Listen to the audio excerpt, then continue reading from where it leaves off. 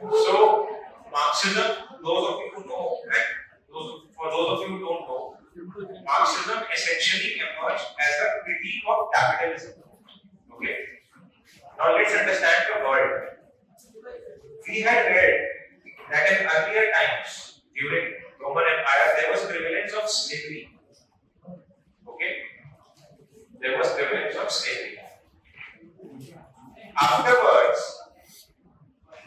when slavery got over in 11th, 12th century, when the role of churches came into play, there was prevalence of feudalism. This also we have read. Okay. There was prevalence of feudalism. Before slavery, there was primitive ages. Primitive ages means early humans. Okay. Feudalism came in. Now see what happens. There is a break in feudalism through the process of Renaissance and Reformation. This also we have read. We will read about this today also. Renaissance and Reformation. We start scientific inquiry. As a result of the scientific inquiry, we start producing machines. When machines came into picture, there was what is called as the Industrial Revolution. Industrial Revolution. We all have heard and studied about it in our school books. Industrial Revolution. When Industrial Revolution came in, what happened? That mass production began. Mass production began in Industrial Revolution. During this time, there was a very famous scholar, and those who are studying economics might know about it, known as Adam Smith. He is called as the father of economics. Adam Smith. He wrote a book known as Wealth of Nations. Wealth of Nations. And he gave the concept which is called as free markets. Free markets. He said that in order to create wealth in a society, we should promote free markets.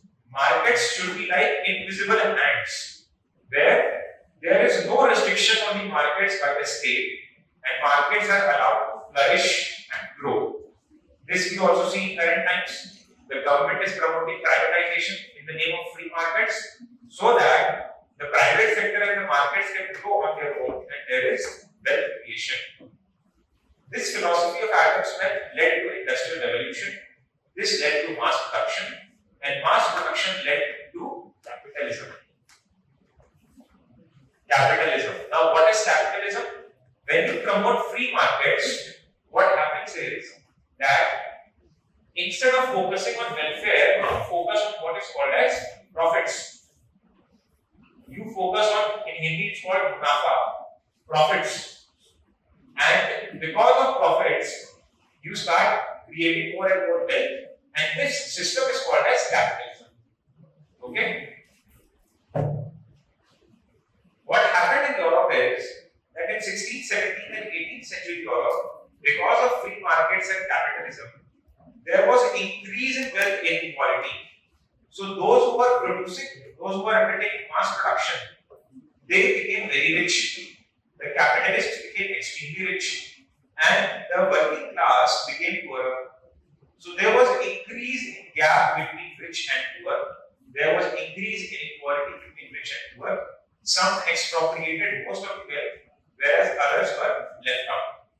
As a result of this, various theories started coming in which tried to counter the capitalistic notion. First theory was that of socialism. Socialism argued that the state, the government, shall equally distribute the resources among the people, especially among those who are from the underprivileged sections. That is called as socialism.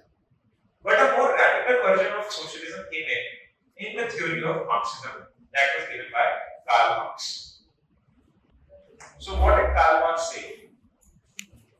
Karl Marx said that capitalism is like a bomb. It is like a bomb. It will spread like a wildfire. and it would ruin the entire working class. He gave certain terminologies. Just look at these keywords. These keywords, just have an understanding of this. The first terminology he gave was known as bourgeoisie.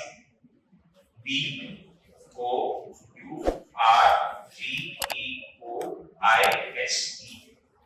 Bourgeoisie. Bourgeoisie are basically the capitalistic class or the upper middle class which has the sway of wealth and power in society. Bourgeoisie. In India, if you see, if you have to, not in India per se, but anywhere if you have to see, the class which has the capital with it, money, they are called as the bourgeoisie.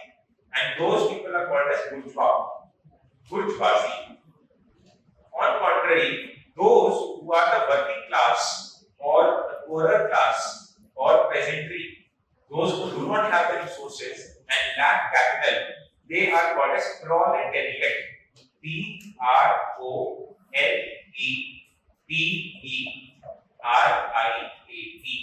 Proletariat. So the class is bourgeoisie, which has the resources. The class which does not have the resources is proletariat. What he is saying is that there is an inward relationship between bourgeoisie and proletariat. The bourgeoisie, because of its capital, tries to exploit the proletariat and expropriates more and more capital from the proletariat, which perpetuates the income inequality in the society. So his conception is, which is the third theory, he gives the theory of dialectic materialism. Dialectic materialism. What is dialectic materialism? His understanding is that the entire history has been actually the motor of economic development in society. Any society's conception is its economic basis. He gives a triangle, a very famous triangle. This is the base of the triangle, and this is the superstructure of the triangle. Okay? He says that the base of any society is its economy, is its economics. And all the other institutions of society, like politics, education, church, etc., they find roots in economics. So what would be the political system of a country would depend upon the economic system of the country.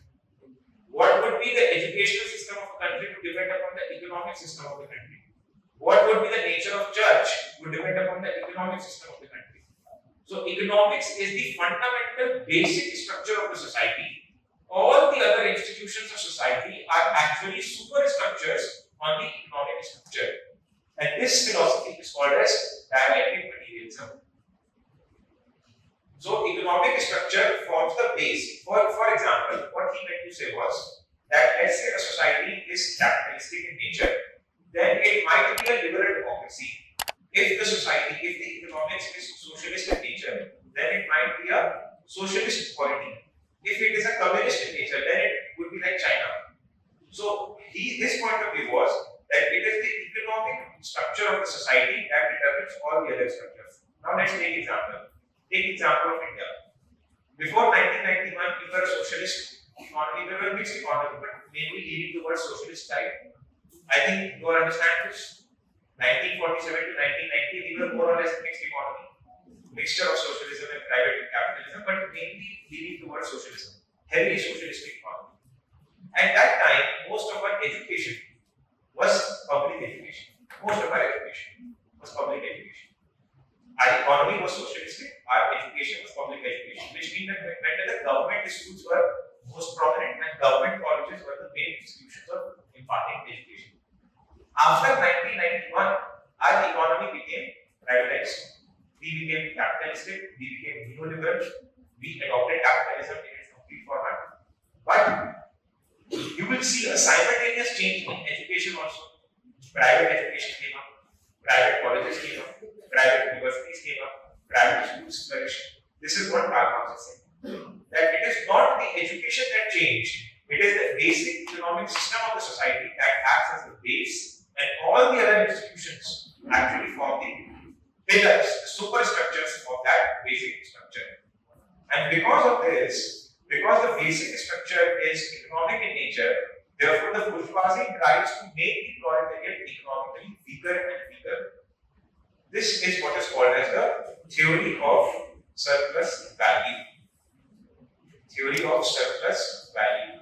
He says that in the production process, in the industries, the capitalists try to expropriate more and more value from the proletariat and do not give them wages enough, which is their right, because they want to expropriate the surplus value. So the rich becomes richer and the poor becomes poorer. The Marxist description was that this phenomenon of capitalism would lead to alienation of workers. If this keeps on going on, if the income inequality keeps on perpetuating, if the proletariat is keeping on getting exploited, this would lead to alienation. They would get alienated from their work, they would get alienated from their family, they would get alienated from themselves, they would get alienated from their own life. This leads to alienation, and as a result of this, the proletariat would form a grouping, the proletariat would form a group and would revolt against the bourgeoisie. There would be a bloody revolution against the bourgeoisie.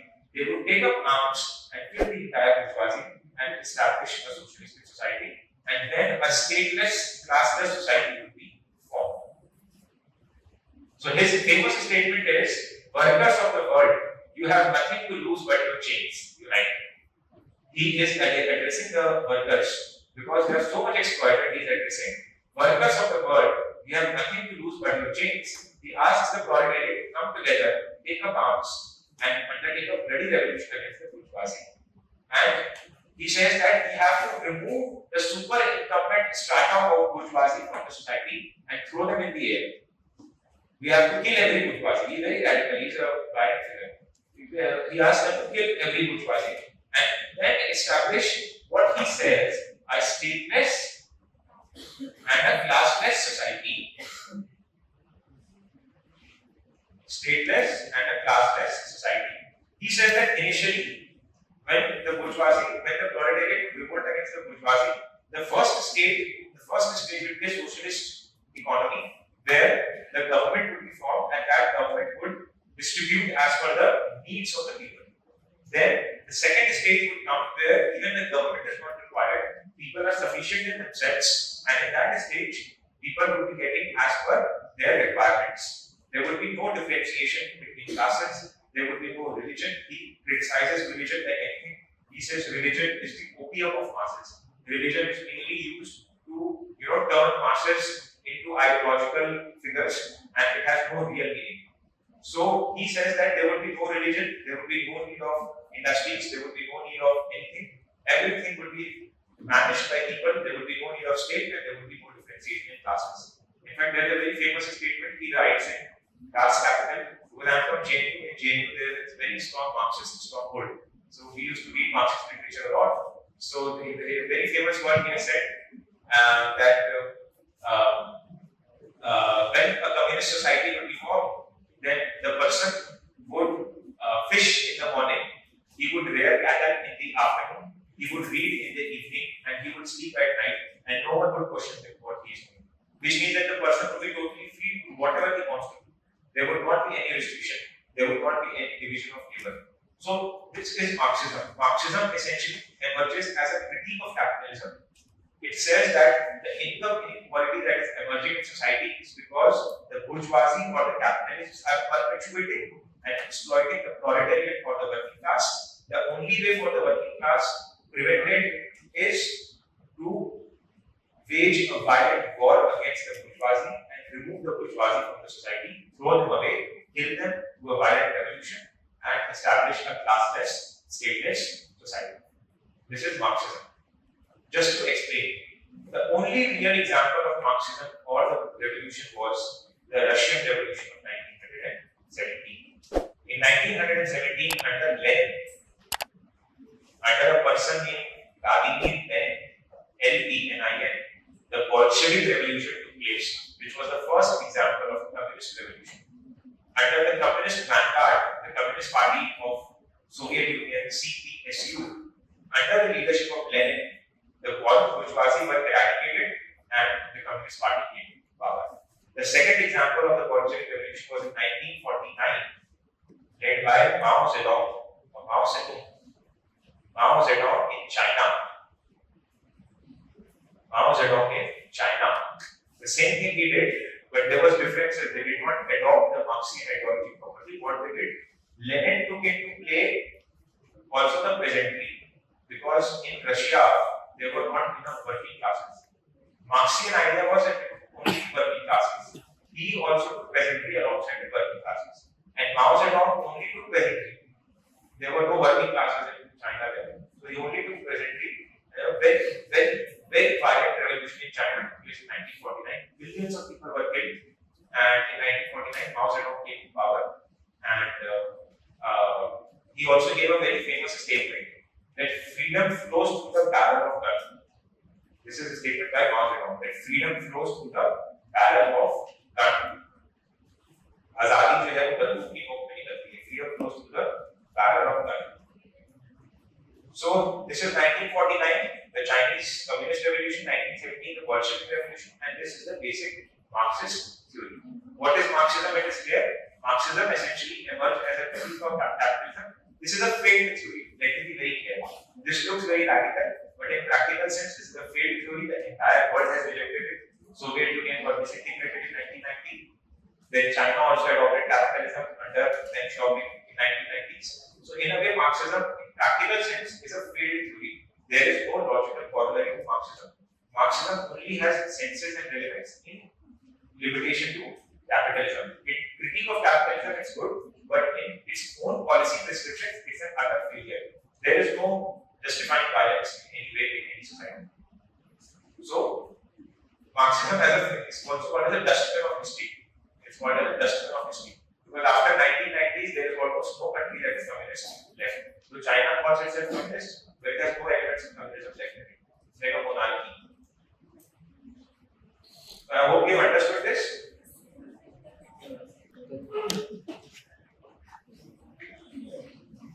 Now, what is Marxist theory of international relations?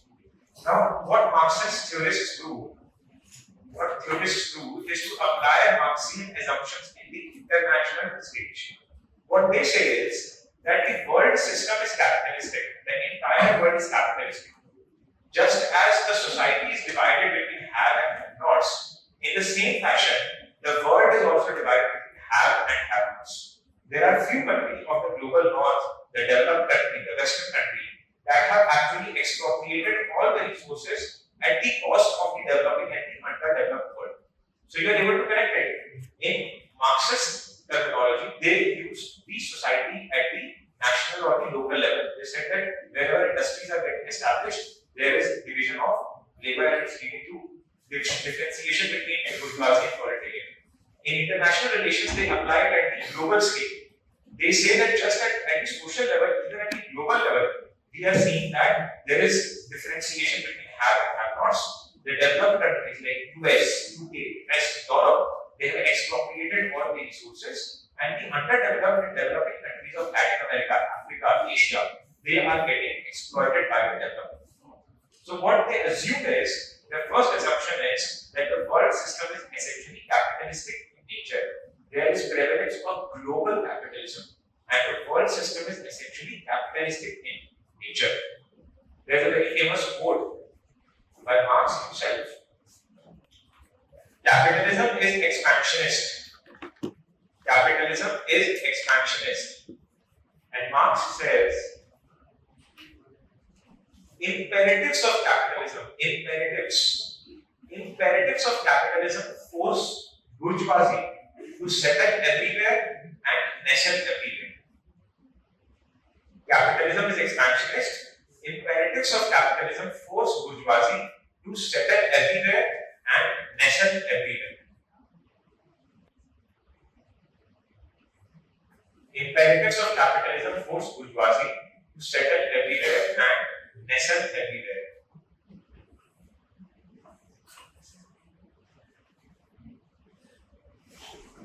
Write the next point.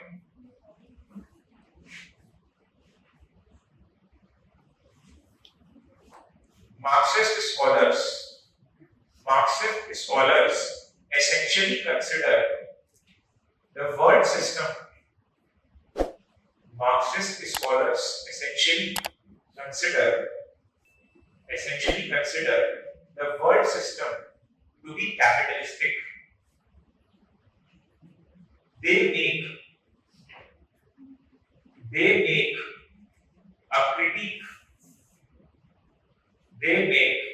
critique of global capitalism. Marxist scholars consider world system as capitalistic. They make a critique of global capitalism. Now, this is the first sub-theory of Marxist theory, world systems theory by Immanuel Wallerstein. World systems theory, WST, world systems theory, a very important. World systems theory by Immanuel Wallerstein. World systems theory by Immanuel Wallerstein, Wallerstein, Immanuel Wallerstein. There is so much. Let's understand it first. First, we understand it, then we will write. Look at this diagram carefully. Now, what does world systems theory say?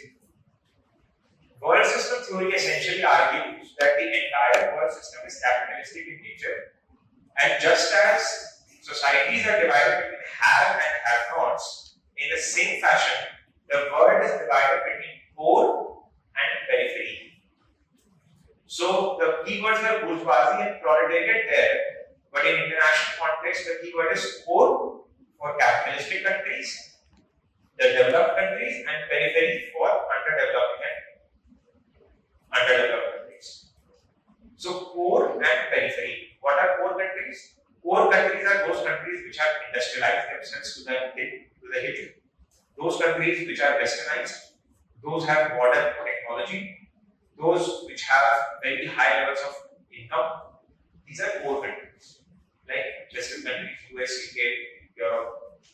Periphery countries are those countries which are at the periphery, which are generally from the global south.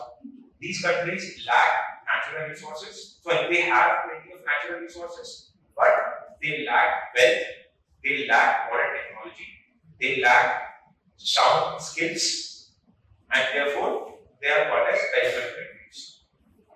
But here, in international context, there is another layer that has formed in between them that is called as semi-periphery. What is semi-periphery? Semi-periphery countries are those that have features of both core as well as periphery. So they have certain features of core, which means that they have certain industries with them. They have westernized themselves to a certain extent. But they are also from periphery. They have very high levels of poverty. They have high levels of crime. They have high levels of underdevelopment. They have poor social indicators. But they have industries and they have industrialized themselves sufficiently. So core countries example would be US, UK, France, whatever. Periphery countries example would be Somalia, what else? Any example would go? The entire Sahel region of Africa, Sudan, Semi-periphery countries is India, Brazil. Okay? Because India and Brazil has features of both core and periphery. We are poor, we have the largest number of poorest population in the world, but at the same time we have some of the richest capitalists sitting on the soil. So we have features of both core and periphery. Now what the world system theory says? The world system theory is saying that just as Marxism propounded that there is expropriation of wealth from the proletariat to the bourgeoisie, in the same fashion, there is expropriation of wealth from the periphery to the semi-periphery and from the semi-periphery to the core. How is this happening? Now understand. Look at trade. Poor countries like the Western developed countries in trade, export high profit consumption goods to periphery. So a refrigerator is imported, a car is imported, high-tech goods are imported, semiconductors are imported, and the periphery countries export their cheap labor and raw materials to the poor countries. What do we export? We export wheat, we export rice, we export cotton, we export tea. So they export to us, high-tech goods, which are very high cost, defense equipments, aeroplanes like Boeing and all that, Airbus. Whereas we are exporting to them cheap labor, we are sending our, laborers, our immigrants, and raw materials like agricultural outputs. Now, the cost, the inflation, and the profit of consumption goods is far, far, far higher than the cost, profit, and inflation in cheap labor and raw materials. Okay? So the result is that the poor earns a lot of profit from the periphery by exporting these items, whereas the periphery does not earn a lot of profit by exporting these items. This leads to expropriation of wealth from the periphery to the core. And the same cycle is going. The same items are being exported by core to semi-periphery, and the same items are being exported from semi-periphery to periphery. So this cycle goes on like this. The result is that the wealth is flowing like this. So in 1970s, a number of scholars from Latin America came out. In fact, he is also Latin American scholar, honestly, and said that why are we not able to eradicate poverty in our country? And when they tried to find the reasons, this was the reason. This was the reason why they were failing to eradicate poverty. Despite so many social programs, despite free distribution of rations, this is the reason why we were not able to eradicate poverty. Now there are two more angles to it that will come in the next slide, but I'm explaining it here itself. The first is that one is expropriation of wealth. The second is that this system also creates dependencies. This is called as dependency theory. Dependency theory. Now see what happens. The periphery country and the semi-periphery country start depending on the core countries for consumption goods and technology. See, core has a lot of options. If core does not get wheat from India, core can get wheat from Brazil, core can get wheat from any other country. But technology options are very limited with very limited countries. They have monopolies on that. So semi-periphery and periphery countries are dependent on core countries for high profit consumption goods, plus technology, plus finance. Whereas core countries have a number of options for raw material and cheap labor. The result is that periphery countries and semi-periphery countries become dependent on core countries for these items. So this also creates a negative dependency for us over the developed countries. Now look at climate change. We are developing on them for finances. We are developing on them for technology, green technology for transition. This is called as dependency theory. This was given by Andre Frank, that is on the next slide.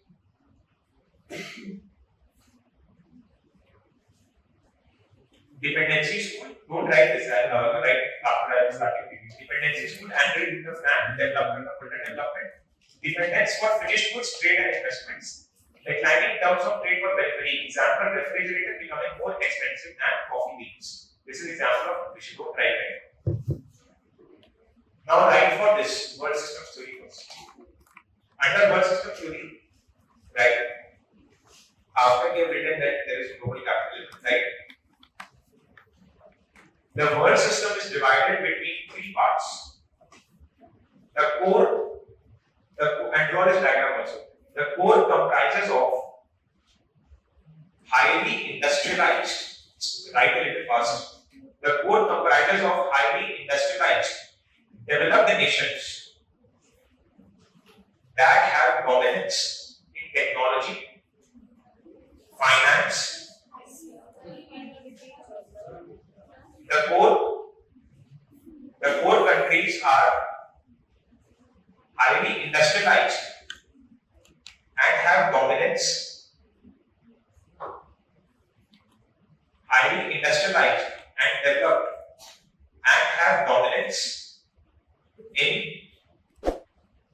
technology, finance, and skills. Technology, finance, and skills. On contrary,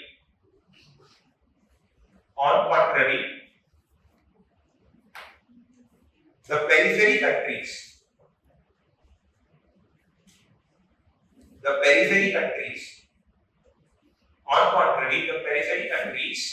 are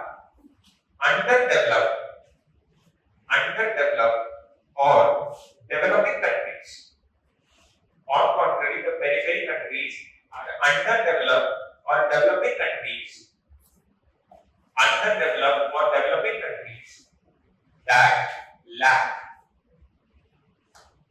That lack technology and finance.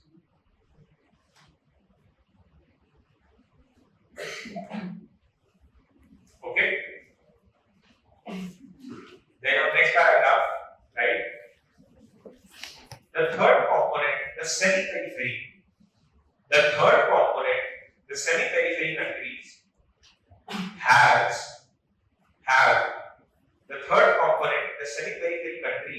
have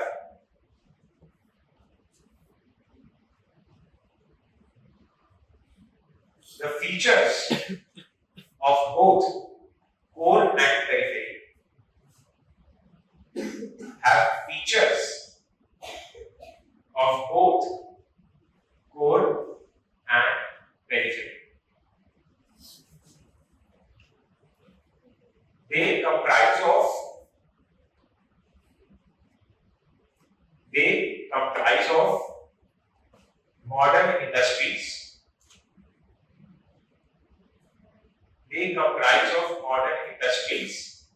And services.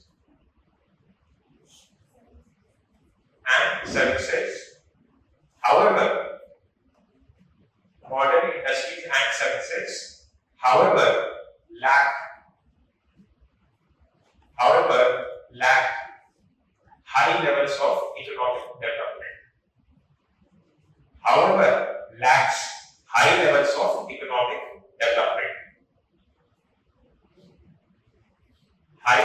economic development. They have high rates of poverty.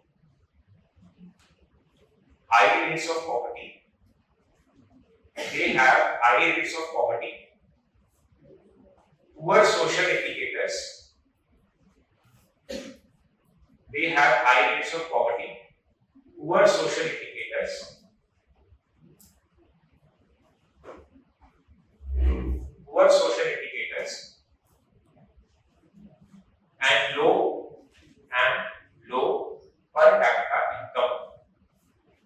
and low per capita income.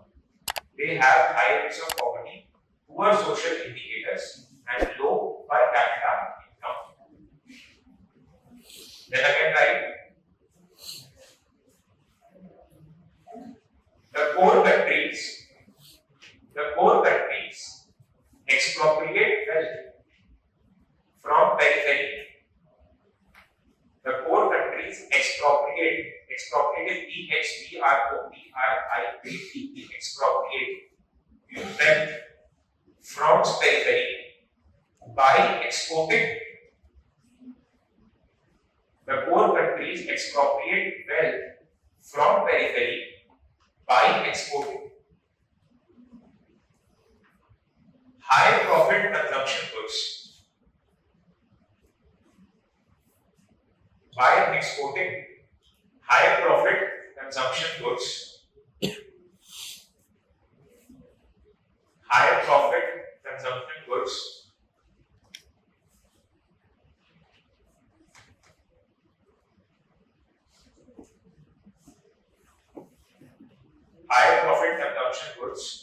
and importing cheap labor and raw material.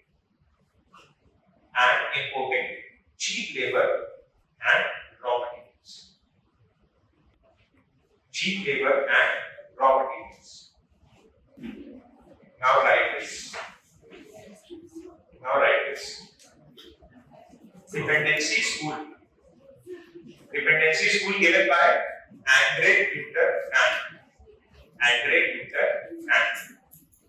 His theory is known as development of underdevelopment.